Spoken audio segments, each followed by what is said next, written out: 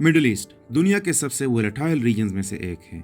यहाँ के civil wars और क्रॉस बॉर्डर अटैक्स की वजह से पूरे मिडिल ईस्ट में अफरा तफरी मची हुई है और मुख्तलिफ टेररिस्ट ग्रुप्स और मिलिटियाज जो इस रीजन में ऑपरेट कर रहे हैं इस केओस का भरपूर फायदा उठा रहे हैं। लेकिन इन तमाम कॉन्फ्लिक्ट्स के पीछे दो नाम बार बार सामने आते हैं, सऊदी अरेबिया और ईरान।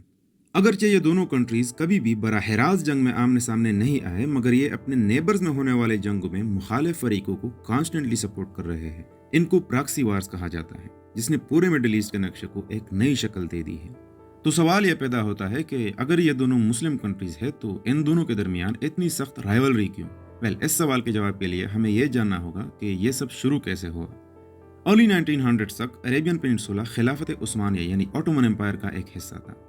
जब वर्ल्ड वार 1 के बाद 1924 में खिलाफत उस्मानिया को डिसॉल्व किया गया तो यहाँ पर अल सऊद खानदान इक़्तिदार में आ गया।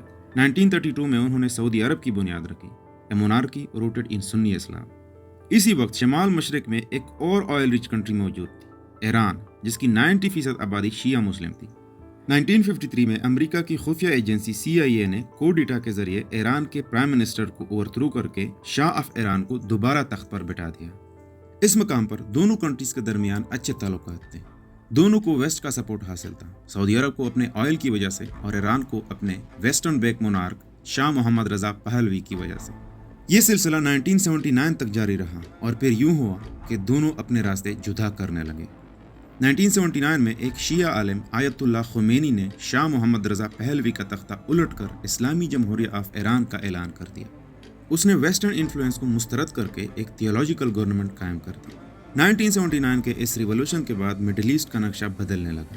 ईरान, जो कि एक शिया मेजॉरिटी के साथ एक रिपब्लिक बन चुका था, अब मुल्क से बाहर भी शिया मूवमेंट्स को सपोर्ट कर रहा था ताकि मिडिल ईस्ट में डोमिनेंस हासिल कर सके। जबकि सऊदी अरबिया, जो एक सुन्नी मेजॉरिटी मोनार्की थी, सुन्नी मूवमेंट्स को सपोर्ट कर रहा था और साथ साथ सऊदी अरब में मौजूद शिया मूवमेंट्स को भी दबा रहा था, जिसकी वजह से 1979 में शिया मूवमेंट्स ने मक्का को सीज कर दिया।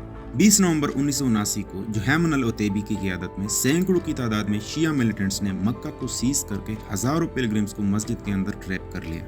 ये मुहासरा 2 हफ्तों तक जारी रहा और आखिरकार मुज़ाकरात की नाकामी के बाद सऊदी फोर्सेज ने फ्रेंच स्पेशल फोर्सेज की मदद से मस्जिद हराम को दोबारा कब्जे में ले लिया और जुहैमन और उसके कई साथियों को पकड़कर उन्हें एग्जीक्यूट कर दिया। इस मुहासरे के बाद सऊदी हुकूमत एक्सट्रीमली कंजर्वेटिव हो गई और इस्लामी कवानीन को नहायत सख्ती से लागू किया गया। सऊदी अरब ने इन मिलिटेंट्स को सपोर्ट करने का इल्ज़ाम ईरान पर लगा दिया और यूं दोनों मुल्कों के बीच ताल्लुकात खराब होने लगे। इसी साल सद्दाम हुसैन इराक के सदर मुंतखब हुए और 1 साल के अंदर अंदर ही उसने ईरान पर हमला कर दिया। ईरान ने रिटेलिएट किया और ये जंग 1988 तक जारी रही, जिसके बाद दोनों ने सीज फायर एग्रीमेंट साइन कर लिया। ये जंग तारीख की सबसे डेवेस्टेटिंग वार्स में से एक था, जिसमें तकरीबन 5 लाख से ज्यादा हलाकतें हुई।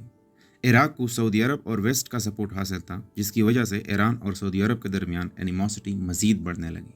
इसी तरह कई महाजों पर दोनों मुल्कों के दरमियान प्रॉक्सी वार्स चलती रही। 2003 में जब अमेरिका ने सद्दाम हुसैन की हुकूमत को ख़त्म करके उसे फांसी दे दी तो कोई स्टेबल गवर्नमेंट ना होने की वजह से इराक में एक सिक्योरिटी वैक्यूम पैदा हो गया। इसका फायदा उठाते हुए ईरान ने यहाँ की शिया मेजॉरिटी को सपोर्ट करना शुरू किया। इसी तरह सऊदी अरब ने सुन्नी ग्रुप्स को सपोर्ट करना शुरू किया और यूं इराक एक मैदान जंग बन गया। सीरिया में ईरान ने शिया डिक्टेटर बशर अल असद को सपोर्ट करना शुरू किया, जबकि सऊदी अरब ने सुन्नी रेबल ग्रुप्स को। एज अ रिजल्ट एक सिविल वार शुरू हुई। यमन में हाउती रेबल्स हुकूमत के खिलाफ लड़ रही थी, जिनको ईरान सपोर्ट कर रहा था। सऊदी अरब ने इनके खिलाफ एक full scale military campaign launch किया और यूं यमन भी एक बैटल ग्राउंड बन गया। इन सारे शिया सुन्नी कॉन्फ्लिक्ट के बाद आपको लग रहा होगा कि ईरान और सऊदी अरब की दुश्मनी सिर्फ रिलीजन के बेस पर है, लेकिन नहीं, इसके बहुत सारे वजूहात हैं। नंबर 1, दोनों ममालिक मिडिल ईस्ट में रीजनल सुपर पावर बनने के लिए इराक, लेबनान, सीरिया, यमन और बहरीन में इन्फ्लुएंस हासिल करना चाहते हैं और इस मकसद के लिए वो सेक्टेरियनिज्म का इस्तेमाल कर रहे हैं। ईरान हिजबुल्लाह, हाउतीज और दूसरे शिया मिलिटियाज को सपोर्ट कर रहा है और सऊदी अरब सुन्नी ग्रुप्स को।